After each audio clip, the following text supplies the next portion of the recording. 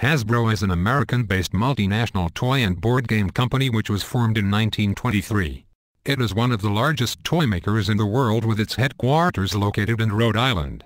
In 1995, Alan Hassenfeld, chief executive of Hasbro, decided to form a new division called Hasbro Interactive, and Tom Dusenberry was the man in charge of this new division. It was targeted to capture the prospective gain from the emerging market of interactive games.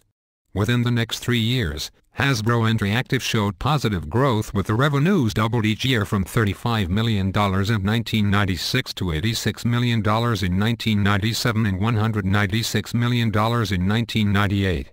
Unfortunately, in 1999, Hasbro Interactive suffered from loss of $74 million out of its revenues of $237 million. Mr. Dusenberry argued that the loss in the accounting sense was a good investment in the division's future. Furthermore, Hasbro Interactive suffered more losses in 2000 as it incurred more cost than expected, experienced disappointingly high product returns, and continuously missed product development deadline. By the end of the year, Hasbro Interactive came to its end when it was sold to a French company, Infogrames, for $100 million. There are 5 issues contributed to the downfall of Hasbro Interactive, which are communication, motivation, innovation or conflict, ethical risk, and well-being issue. We believe that communication and motivation issues are the most critical issues which put Hasbro Interactive into its end. Thus, our presentation will be focused on explaining those 2 issues, equipped with 3 lenses analysis. There are 2 problems of communication that contributes to the downfall of Hasbro Interactive. The first problem is related to the communication within Hasbro Interactive, where Dusenberry makes all operational decisions, including those relating to organizational structure, product selection, and partnership agreements. The second problem is the lack of communication between Hasbro and Hasbro Interactive. There was lack of strict control of Hasbro to Hasbro Interactive. In return, Hasbro Interactive did not consult with Hasbro because they believed that they knew what was going on with the brand. Moreover, there was a reluctance of Hasbro Interactive to interact with other divisions and the separated reporting structure for Hasbro Interactive.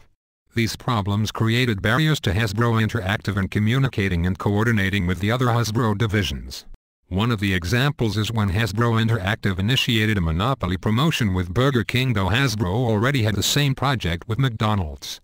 This occurred because there was no coordination between Hasbro Interactive and Hasbro Licensing Division in managing external licensees of Hasbro properties.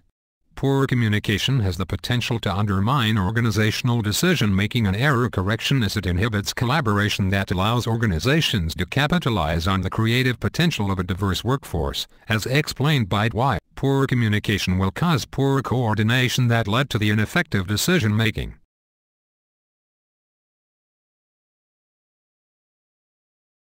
The following slides will provide analysis of trait, social and cognitive factors that caused poor communication issue at Hasbro Interactive. According to trait and cognitive lenses, Hassenfeld and Dusenberry were both contributing to the communication problems that arise. We analyzed that Hassenfeld has high agreeableness trait. Hassenfeld displayed this personality by putting too much trust and support on Dusenberry that led to less control on Dusenberry's action in managing Hasbro Interactive. Meanwhile, Dusenberry was characterized by overconfidence and open to experience traits. Dusenberry was overconfident that Hasbro Interactive's development team has sufficient knowledge in product development. Hence, he decided that little interaction with Hasbro was required. Moreover, Dusenberry was open to experience. Open people are willing to entertain novel ideas and unconventional values. Dusenberry was an open people as he was very excited about the potential of Hasbro Interactive in reaching $1 billion revenues within 3 years, despite the concern of other senior executives regarding the risk inherent in pursuit of such rapid growth. Furthermore, with his nonconformist attitude, he preferred to lead his team using his independent direction, therefore it was less likely that he accepted the leadership from above. There are 3 social contexts in explaining the downfall of Hasbro Interactive, including the management approach, reporting structure and expertise power. Dwyer stated that to encourage teamwork, organization needs managers and team leaders with the skill to create a positive communication climate. Dwyer believed that the way managers approach their work and interact with other managers affect the willingness of team members to share information and be involved in the team-based work. Since Dusenberry decided that little interaction with Hasbro in product development was required, he did not create any positive communication climate that was necessary for encouraging teamwork between Hasbro Interactive and Hasbro. The direct reporting structure of Hasbro Interactive to Hasbro created substantial separation from the rest of Hasbro. Organizational structure directs and influences patterns of communication flow. This structure creates barriers which obstruct the communication flow among divisions of Hasbro. As Dwyer stated that when members close to each other, either formally or informally, they tend to communicate more easily and frequently. Kreitner and Kinnicky define expertise power as a power that is obtained through individualized knowledge or information. Dusenberry had an expertise power built from his experience and knowledge in the interactive experience and knowledge in the interactive to Dusenberry's decision and reluctant to express their opinion. As a result, this information withholding behavior would undermine organizational decision-making. We propose set of recommendations to address the communication issue at Hasbro Interactive. These recommendations are expected to ensure that the poor communication would not be reoccurred in the future. The short-term recommendation is to arrange regular meeting to communicate progress in achieving the target as well as gathering feedback for improvement. For the long-term recommendations, we proposed 3 recommendations. The first is to provide communication training. This is to promote an effective communication within an organization by providing training programs that focus on assisting employees in enhancing their skill in open communication and collaboration. Second, to create a positive communication climate to encourage teamwork. This can be done through the managers who should exhibit interaction with other managers and team members as it will affect the willingness of team members to involve in teamwork competently. Third, to restructure organization, aiming at changing communication pattern. This requires company to reform its organizational structure to be more facilitative to the flow of communication, level of communication and the accessibility of key personnel involved in decision-making. There are 2 types of motivation, which are extrinsic and intrinsic.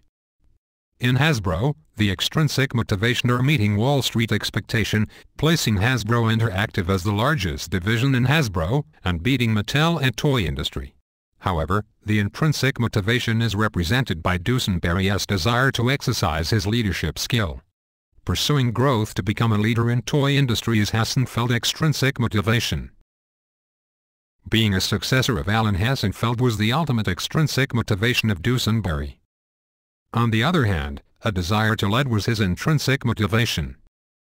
The rationale why motivation issue can lead to Hasbro Interactive downfall is because of the combination of Dusenberry extrinsic motivation and a Hassenfeld ambitious target, resourced from his own external motivation.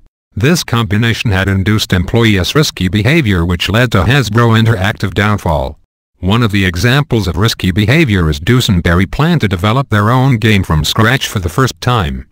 We will analyze how trait and social context lens influence motivation issue in Hasbro. Dusenberry was a performance-oriented individual.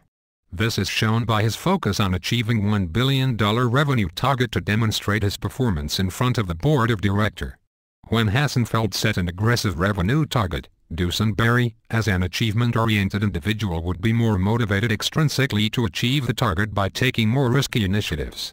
The example of this initiative was hiring dozens of product developers and signing several agreements with outside developers. The social context that contributes to motivation issue is organizational culture. According to Kreitner and Kinnicky, organizational culture that relevant to Hasbro issue is shaped by founder's value. Kreitner also believed that organizational culture influences employee behavior at work. Hassenfeld, with his aggressive business attitudes, had set a challenging $1 billion target revenues where this induced his employee to be more risk-taker. This is in line with O'Donnell's research result that explains the side effect of challenging goal as inducing risky behavior, increasing extrinsic motivation and reducing intrinsic motivation. We propose set of recommendations to address the motivation issue at Hasbro. These recommendations are expected to ensure that the aggressive expansion to habits would not be reoccurred in the future. The recommendations are, first, adopting achievable growth pace because rapid growth is inherently risky. Second, Hasbro should establish its goal using SMART method, configuring specific, measurable, aligned, realistic and time-bound target. This is to encounter the risky behavior that currently happened in Hasbro.